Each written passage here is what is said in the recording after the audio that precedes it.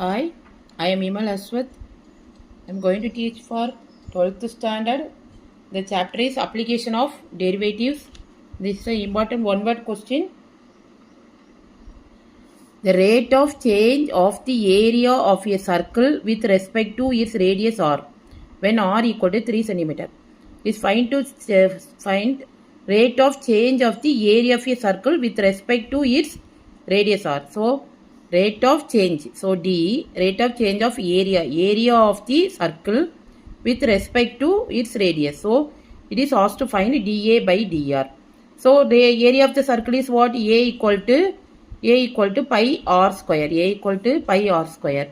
So now from this you have to find dA by dr. dA by dr is 2 pi r. 2 pi r.